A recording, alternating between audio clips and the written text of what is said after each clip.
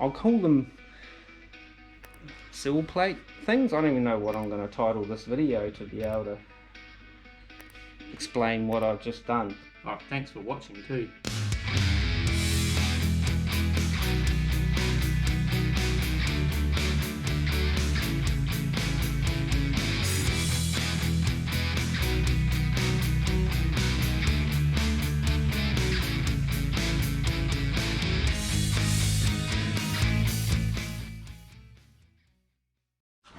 Hey guys, welcome back to DMAC Kustom's YouTube channel. If you watched the last video, I was finally filling in the C-notch with its sheet metal and stuff on the inside of the boot, so I can then move forward and start planning where I'm going to put the tank and all the manifold block and things like that, and the compressors and the battery and all that sort of stuff. And part of that process was digging out all the AirRide Technologies AirRide stuff that I bought ages ago, second hand, so it's already been messed with, and to be honest I don't know whether it's going to work or not. Hopefully it will. I spent the bulk of yesterday just trying to tidy up my wiring harnesses for my AirRide Technologies thing.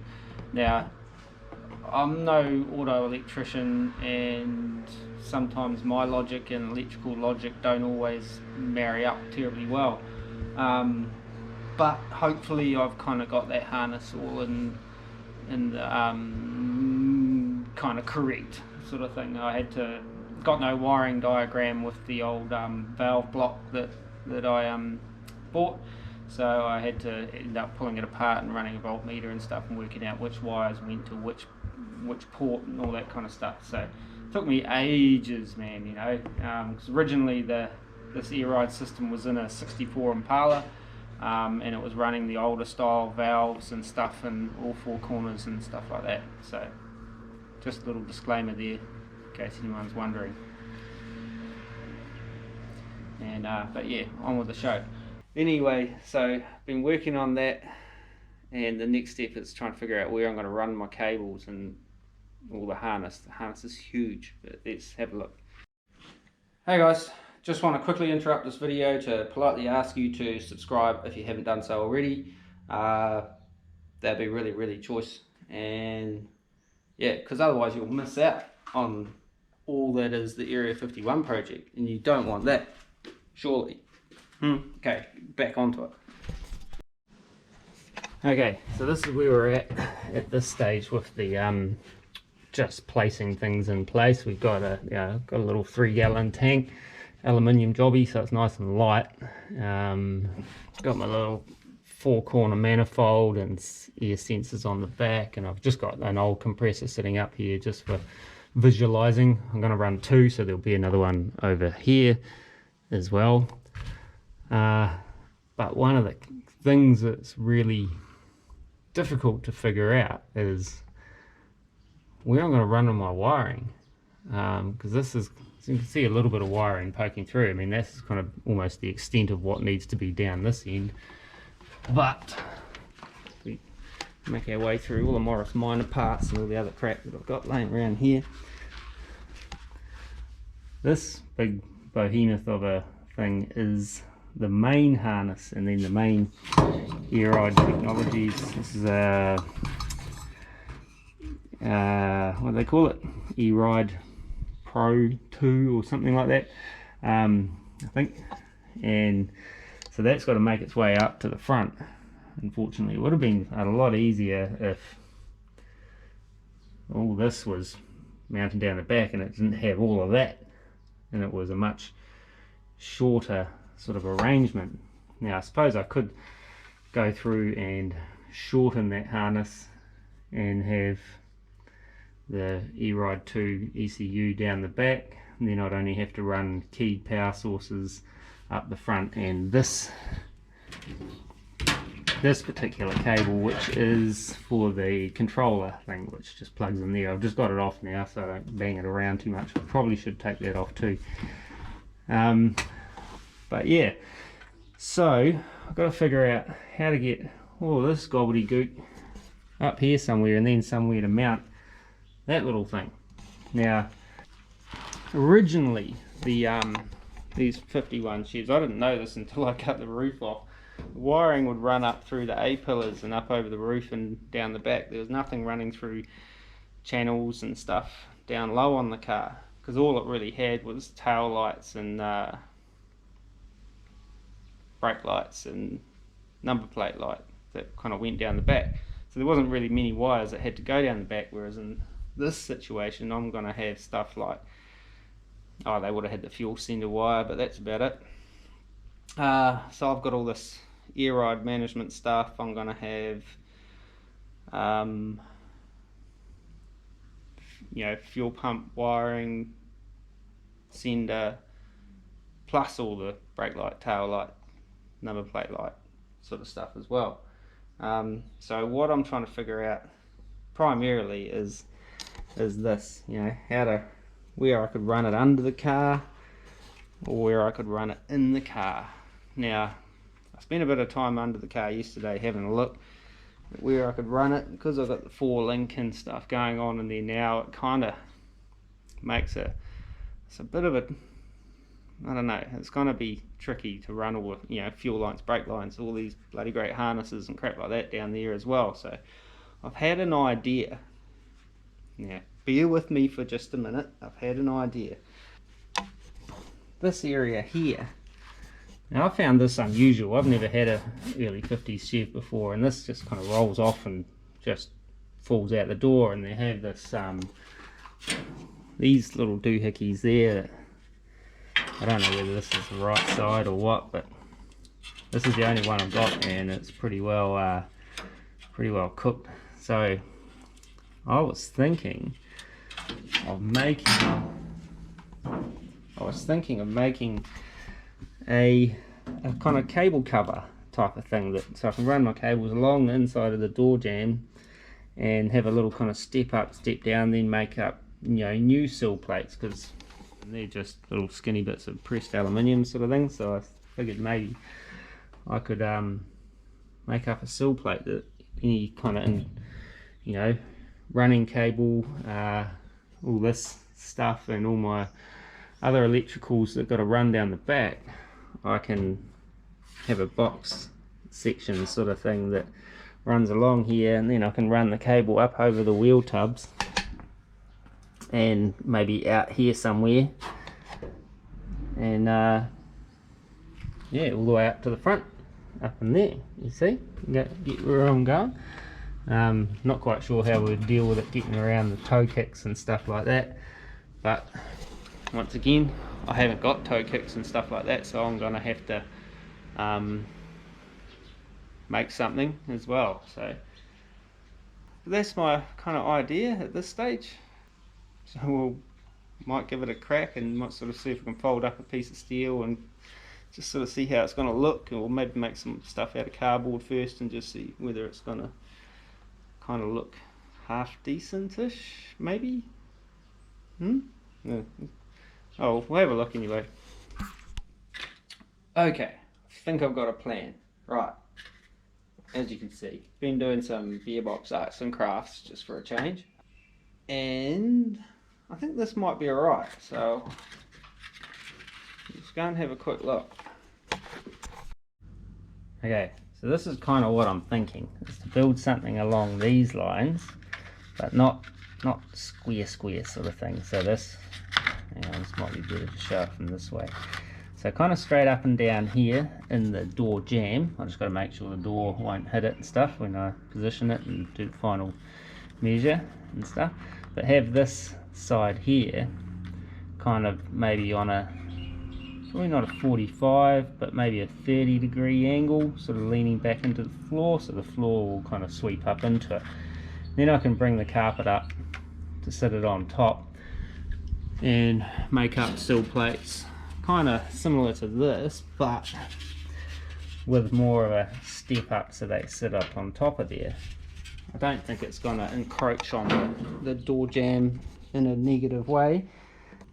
And yeah, sort of a similar design to carry it back through there. I have to do it in two pieces because now I actually don't have a piece of steel long enough to do both of these lengths in one shot, but 2 pieces is probably going to be easier with my folding apparatus that you would have seen last week.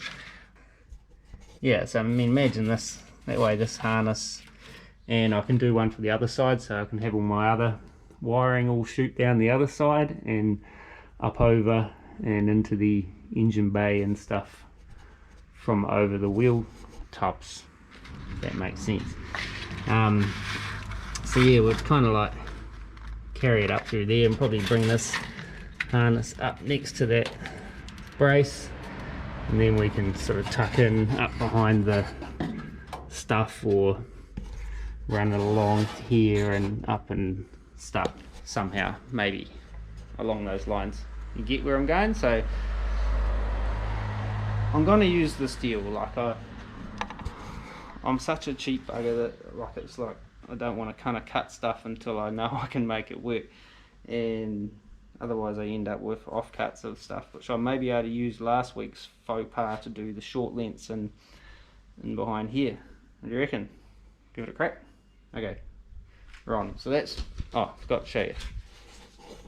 That's kind of my angle, I'm thinking, where this is like the boot floor over here, and this is the door jamb area here.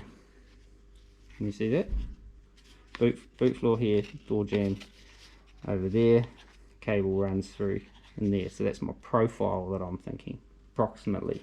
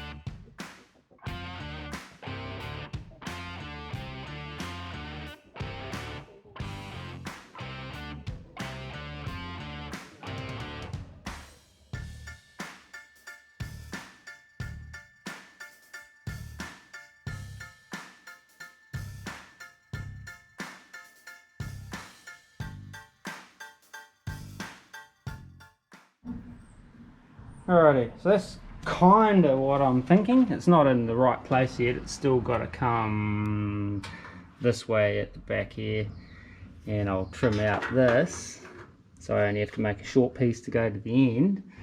And up here I have to trim up around here and trim up around there to get it to sit flat-ish in this area, sort of thing. And I'll just put some like sort of screws in it, I guess, under the carpety area. The carpet's going to go over the top of it, so it just needs to be fairly flush. Don't even know whether I'd put screws in on this side. I could do, or when I make a sill plate, if I can get this to sit nice and flush just happily on its own, like hopefully it should, the sill plate will come from here down over the top anyway. Then the sill plate, I could maybe double up, screw the sill plate and this at the same time. Make sense? But I think we're on the track. Does it look too goofy or what?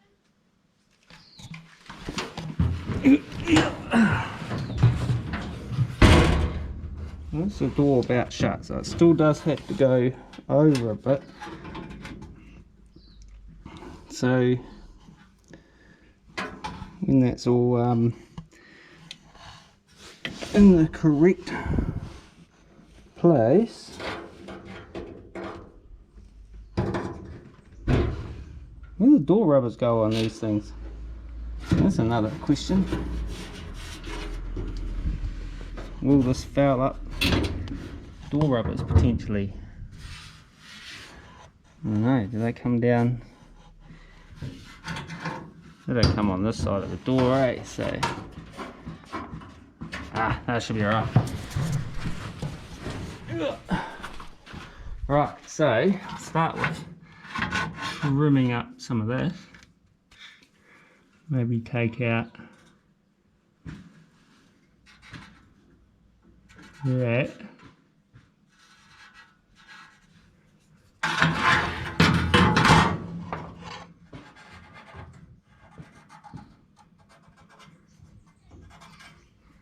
And then take that out before I take the next bit out. Right, so this is what we're talking about.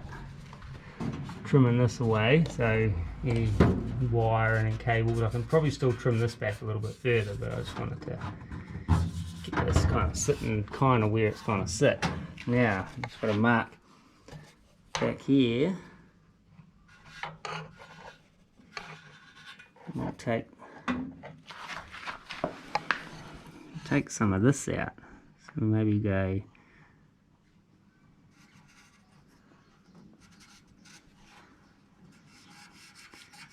keep that side, but then I should get a pen that works. Look at that one. Hopefully that was the right pen. So I'm going to trim this little foot down, take that off, take that back to about there, just like so, and then yeah, trim that out. Maybe I'll leave the side on it, just take the foot off. That's a good idea.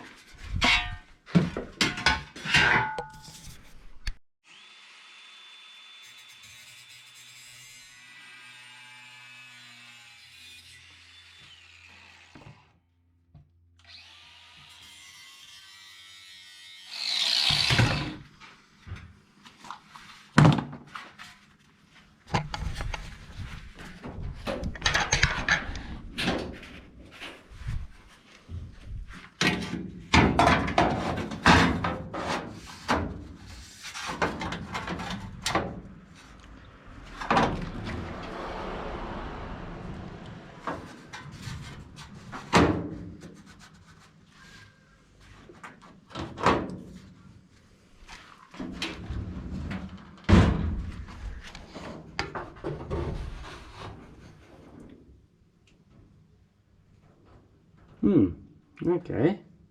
Might be close.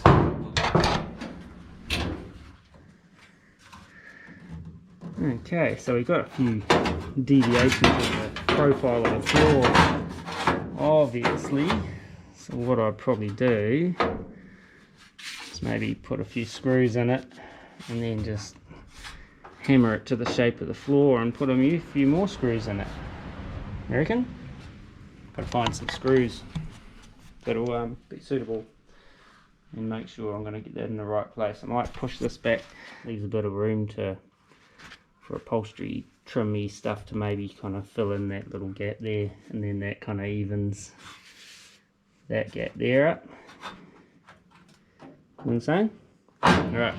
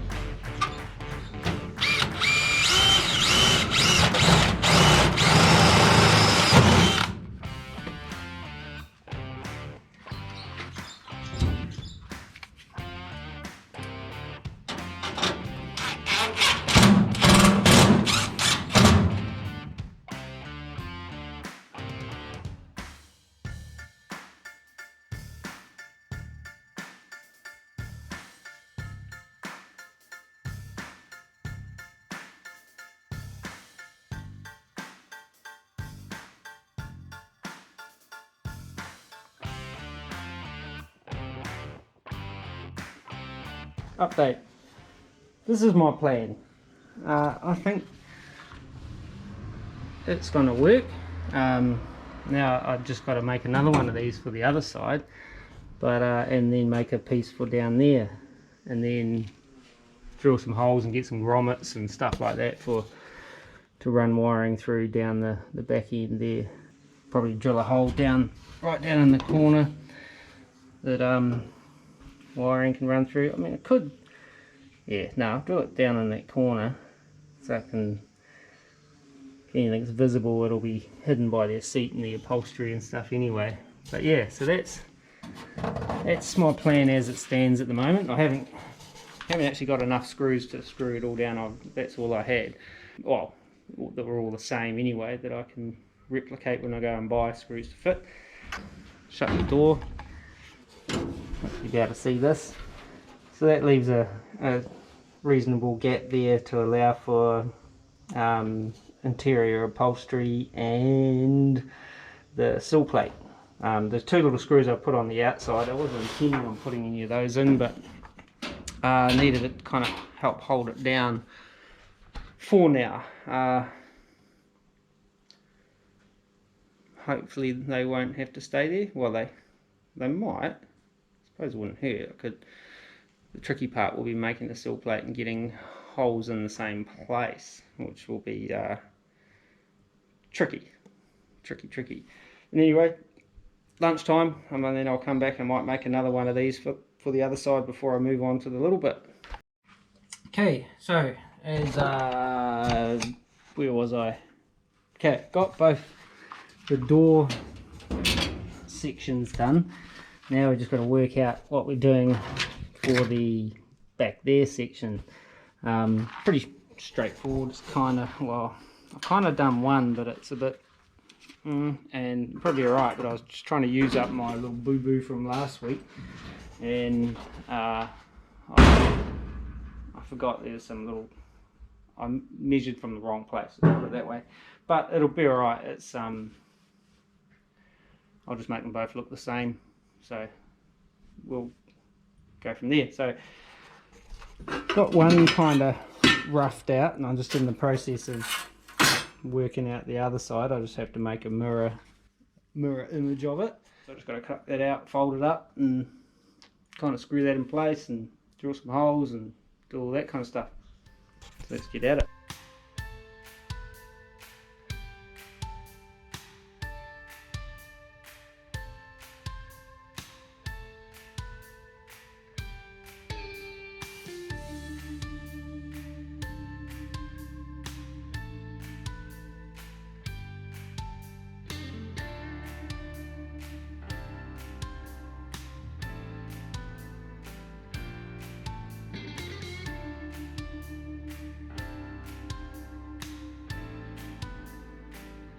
Alrighty, okay, let's squeeze in here.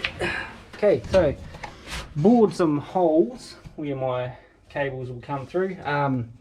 Put some grommets or some kind of edge protection in those when we come to put this thing together. I've got to find a bunch of big grommets and stuff.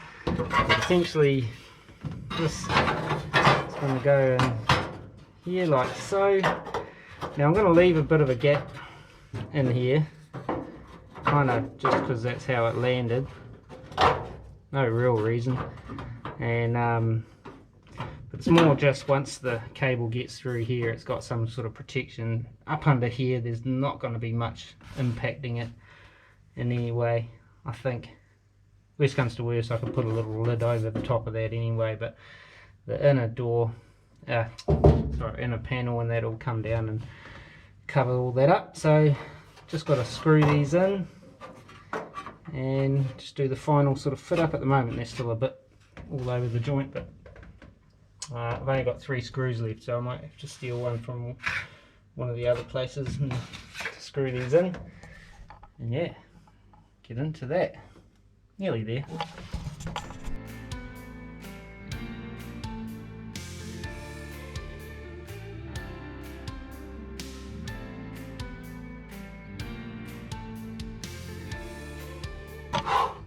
It's getting hot. I'll go and see if I can find 3 more screws to just use this for my cut. Gonna have to go and buy some more screws, I think, anyway, but this gets me into the installed stage. I might get some more screws and maybe chuck a few more in these things, but don't really know whether it's necessary or not. They seem pretty rigid, and once I get the sill plates made and on there, that should be good to go, I reckon. Hope so. Anyway, alright, gotta go find some screws. shit. Snap the screw. Damn it. Okay, got the busted screw out. It's old faithful, no teeth left in the bicycles.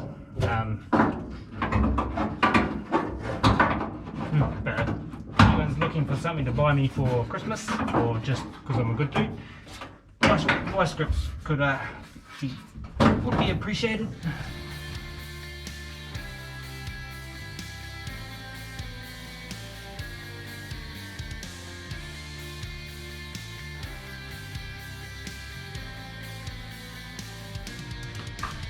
Okay, so battery went flat, but got that final screw in there, and in there, that one there.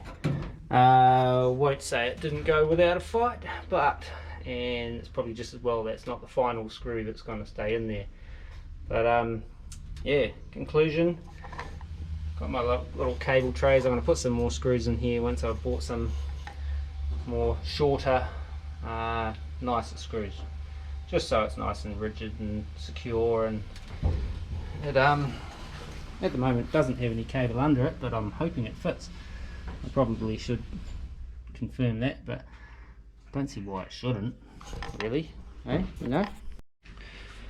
Well guys, I thought I'd give you a little update where we're at, and with the wiring harness in the things that I made for it. So check this out. So haven't got any grommets or any protective rubbers and stuff in place, but I've got the harness coming in up over the wheel arch, the rear wheel arch, into the trunk area, boot area. Comes out here, and it's in here. You can't see it because it's in here, and then it comes out here. Now I was hoping I'd have a little bit more length in this harness. I was just working with what I got, to be able to mount this a little bit higher. But as this sort of sits, I'm going to have to mount this ECU up in here, and then obviously tie all this back somehow, or kind of try to route the wiring with what length I have got in such a way that I can, I don't know, mount it up like that somehow. It actually fits way nicer with the wiring sitting that way, but I don't know whether that's going to be a possibility or not. But then that can all tuck in there, and these here are keyed, and then we've got the earth, and then this wire here is the one that kind of has to come up and over to the dash or the console or something with the little screen and doodads on it. But and then out the back here, that's the wiring tangled up in there. These will come down to the relay, and these will just get tied back. I've got a little bit of extra length, but not much, because this one runs short, which is the one that actually goes to the valve block. In saying that, could I move the valve block sideways somewhere, somehow? Don't know. Might look at that, but anyway. That's it for today's little adventure on the Area 51 project, on making those, I'll call them sill plate things. I don't even know what I'm going to title this video to be able to kind of explain what I've just done. But I made these things to hide wires in, rather than have them all pegged up or P-clamped up underneath. Definitely would have not had enough length in this harness to get the ECU, unless I brought it up into the console. If I run it up the center of the car, but then it gets close to the drive shaft, and with our certification laws in here in New Zealand, or certification criteria, I don't know whether they would accept that. So I think this is probably my best solution for it, maybe, at this stage. It's only, if I change my mind, it's only 10 or so holes on each side. I just need to plug up with some Kustom weld, and yeah, it's just time and steel, not really any money invested in it, but that's where we're at. Well guys, I'm going to leave it at that for this video on the Area 51 project. Pretty exciting stuff really. Made some little folded up bits of metal and to cover up some wires, but I actually quite like the look of it, what it's done to the door jamb. So whether I keep it or not for the wiring, I don't know, but I think it's a good as anything solution to try and get all my wiring harnesses and stuff to flow down to the back of the car without getting pinched and without getting interfering with the forelink and exhaust and drive shafts and all that kind of crap that normally lives under there, when I still need room for fuel lines and regulators and brake lines and stuff that has to go under there. So anyway, so leave it at that for this video. Thanks for subscribing. If you have subscribed, if you haven't, you should subscribe. That'd be cool. Till next time, take it easy. Oh, thanks for watching too, but till next time, take it easy and peace.